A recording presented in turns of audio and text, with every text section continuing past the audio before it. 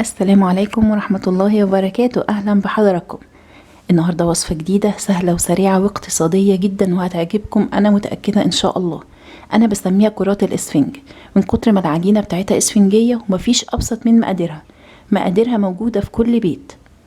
إن شاء الله بعد ما هتشوفي الفيديو ده هتقومي على طول تنفذيها وتعمليها لولادك وتفرحيهم. كل الحكاية معايا كوبايتين من الدقيق، معلقتين كبار من السكر، كيس من الخميرة الفورية، كوباية لبن دافي للعجن، ومعايا شوية مية دافية صغيرة لاختبار الخميرة، ورشة الملح المعتادة لكل المعجنات. في أبسط من كده مفيش. أول حاجة بعمل اختبار للخميرة يا جماعة. كتير من المعجنات كنا بنشتغل فيها وغيرها من الحاجات اللي بتحتاج خميرة فورية، كنا نجهز كل شيء وخلاص هنبتدي نعجن وتطلع الخميرة بتاعتك مش نشطة وتبوظلك باقي المقادير، فخسارة جدا. فاحنا نعمل الخطوة البسيطة دي ونسهل على نفسنا. شوية الخميرة وعليهم شوية السكر وشوية مية دافية، وتقلبيهم وتدوبي الكلام ده مع بعضه وتسيبيهم قدامك على الرخامة من 5 ل10 دقايق. مفيش أبسط من كده. خطوة بسيطة بس مهمة جدا وبتفرق. تعمل فوم قدامك وترتفع بالشكل ده، تعرفي ان الخميرة بتاعتك نشطة وتمام جدا، وعلى طول تبدأي الشغل وتسمي الله. معانا كوبايتين الدقيق المنخول زي ما اتفقنا، رشة الملح، هنزل بخليط الخميرة والسكر. شفتوا يا جماعة البساطة؟ مفيش أبسط من كده. هقلب الكلام ده مع بعضه. أنا النهاردة استخدمت إيدي، ما استخدمتش العجان، تقدري تستخدميه لو انتي حابة. وببتدي أنزل باللبن الدافي ده تدريجا لغاية ما العجينة بتاعتي تلم. مش شرط ان هي تاخد كوباية اللبن كلها، حسب ما العجينة تلم وحسب نوع الدقيق. ألم بقى كده في العجينة، وأول ما تبتدي تسيب الطبق وتبطل التلزيقة الزيادة ديت خلاص بوقف على طول عجن، وبعرف ان هي مش محتاجة لبن تاني. تبقى بالشكل اللي قدامك ده، عجينة ملسة وجميلة جدا. شايفين؟ بكون مجهزة طبق وعليه رشة حلوة كده من الدقيق علشان ابتدي اقسط العجينة او اقطعها لكرات صغيرة. تقدري تستبدلي خطوة الدقيق دي بمفرش العجين، او لو عندك ورقة زبدة. بس عايزه اقولك ان الدقيق اللي انا حطيته ده مش برميه، انا برجع اخده تاني لانه بيبقى نضيف تماما وبستخدمه في اي وصفه تانية. بس انا حطاه علشان الكرات دي بعد ما تختمر مره تانية بتبتدي تبقى هشه جدا، وهتبتدي تلزق معايا وتلزق في الصينيه وتغلبني. عملت بقى الكرات بالحجم اللي انا عايزاه بالشكل ده، وابتدي اكورها واحطها.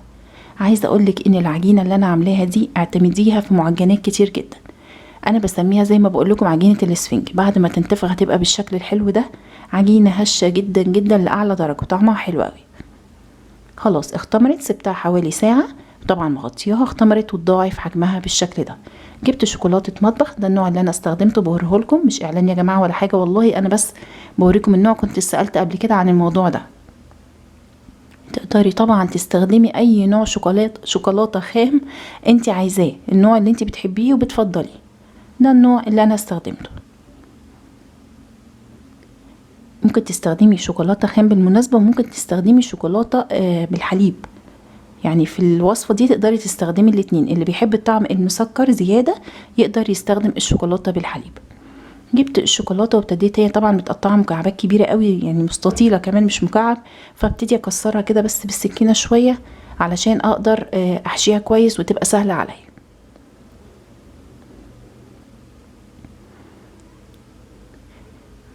تمام.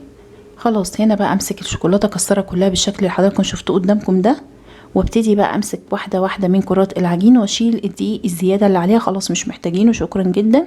بصوا العجينه بمجرد ما رفعتها يا جماعه عملت ايه؟ اتطبقت في بعضها. انا بقول لكم كرات السفنج مش من فراغ. هي عجينة أحلى كمان من عجينة الدونت وأسهل وأوفر. يعني عجينة الدونت بيبقى فيها بيض وفيها لبن وفيها زبدة، لا دي أوفر وأسهل وبتديكي نفس النتيجة وأكتر. بمسك مكعبة من الشوكولاتة وأحطها، وهنا أنا حطيت مكعب الشوكولاتة حسيته كبير شوية، يعني لما جيت أعمل الكورة وألفها وأدورها حسيت إن الشوكولاتة بتخرج من جنب شوية، فتلاقوني على طول لحقت نفسي في الكورة اللي جاية كسرت الشوكولاتة أكتر وعملت حجم أصغر. بصوا هتلاقي الشوكولاتة طالعة شوية. انا عجبتني بقى الشوكولاته فروحت حاطه زياده. طبعا الحاجه زياده عن حدها بتنقلب ضدها، ما بتبقاش حلوه. فروحت بقى مكوراها كده وظبطها تمام جدا. هبتدي بقى ايه اعمل كله بنفس الشكل ده. بقول لكم اهو ان مكعب كبير هقسمه كده على 2، اكسره شويه حتى بايد الهون بسكينه بحاجه، المهم ان انتي تكسري. حشيت كل الكرات بتاعتي دي. الكميه اللي طلعت معايا من كوبايتين دقيق. تقدروا حضراتكم طبعا تضاعفوا كميه المقادير اللي انا عاملاها، هيديكم ضعف الكميه دي. بالمناسبة تقدروا ان هي بعد ما تبرد تحفظوها في علب بلاستيك في الفريزر وتطلعوها لوقت الاستخدام لولادكم. معايا زيت سخن بوريكم الكرات بعد ما انتفخت تاني، محطوطة على دقيق زي ما هي. طبعا مجرد ما اخدها علشان احمرها هلم الدقيق ده تاني زي ما اتفقنا، وهاخد استخدمه في اي نوع من الحلويات. وبنزل في زيت، بس الزيت مهم يا جماعة يكون سخن جدا عشان تنتفخ معاكي وما تبقاش من جوه نية. هتنزل في زيت سخن جدا، وبعدين هنخفض درجة الحرارة علشان تستوي من جوه زي ما استوت من بره. خدوا بالكم ما بتاخدش وقت، عاملة زي عجينة الدونات، تشبهها جدا، بتحمر على طول وبتاخد لون ذهبي. لو تلاحظوا اللي هناك دي بصوا كذا واحدة يعني هتلاقوها اخدت لون ذهبي سريع من تحت، وتطلع معاكم بسم الله ما شاء الله بالحجم ده بالانتفاخ والجمال ده، وريحتها كانت تجنن وطعمها مفيش بعد كده. سهلة بقى عن الدونات، ان هو الدونات طبعا حلو مفيش كلام وعملته معاكم قبل كده، بس دي اسهل بكتير. ما بيحتاجش تخمير على مرتين، ما بتحتاجش تقطيع بشكل معين، انت بتقطعي العجينة بايدك، ما فيهاش بيض ما فيهاش زبدة، يا دوب شوية لبن صغيرين عجننا بيهم العجينة. مفيش اسهل من كده يعني. شوية دقيق وخميرة وشوية لبن، عملتي احلى حلويات لولادك وبدون تكلفة. وطبعا هم اول ما هيلاقوا حاجة جواها شوكولاتة هينبهروا بده. جبت بقى شوية سكر، تقريبا هنا كانت معلقة كبيرة، وهحط عليها رشة حلوة كده من القرفة. الخطوة دي على قد بساطتها على قد ما بتدي اضافة حلوة جدا لطعم المعجنات بتاعتك دي. بقلب الكلام ده مع بعضه،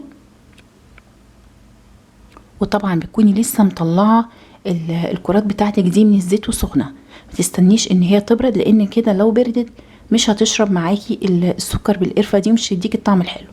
بصوا بقول لكم سخنة مش قادرة امسكها، بقلبها بقى كده من كل الجوانب. طبعا هي طعمها حلو وفيها شوكولاته وكل حاجه، بس الغلاف الخارجي ده زي ما بقول لكم بيديها اضافه اكتر، بيديها طعم احلى. وبقلبها بالشكل ده تاني. بالمناسبه يا جماعه تقدروا تستبدلوا الشوكولاته اللي انا حطيتها لو مش موجوده بقطعه جبنه عادي جدا. مش موجود شوكولاته عادي جدا، اعملوها مملحه بالجبنه. عايزين تعملوها ساده من غير حاجه خالص مع الشاي مفيش مشكله. يعني انا بدي لحضراتكم كل البدائل. عايزين ما تحطوا حاجه شبه الشوكولاته اعملوا الجناش الاقتصادي، قبل كده كنت قلت لكم عليه وتبتدوا تحشوها. انا بديكم كل البدائل ولكن اساس العجينه واحد. ببتدي بقى اقلب كل الكرات اللي معايا بالشكل ده في السكر والقرفه. في ناس بتحب تحط كمان مع السكر والقرفه شويه كاكاو، ولو ان انا ما بفضلش، بحس ان هي كده بتغمق. هي كده حلوه قوي، مش فيش بعد كده. هاخد لكم واحده كده حلوه. بصوا من الانتفاخ بتاعها، بصوا سفنج بالظبط سفنج. بصوا الشوكولاته ساحت. انا لو كنت قادره امسكها اكتر من كده كنت ضغطت لكم على الشوكولاته ووريتكم قد ايه هي سايحه من جوه، بس حقيقي كانت سخنه قوي على ايدي. يعني انا لابسه جلافز ومش متحكمه في سخونيتها اكتر من كده. سفنج بجد سفنج، ولا حطينا لبن بودره ولا حطينا بيض ولا حطينا زبده. ابسط من العجينه دي مفيش. جربوها يا جماعه، انا متاكده ان شاء الله ان هي هتعجبكم. لو الوصفه عجبتكم ما تبخلوش عليا باللايك، لايك وشير وسبسكرايب. شكرا ليكم، السلام عليكم. كنت معاكم مها جوهر.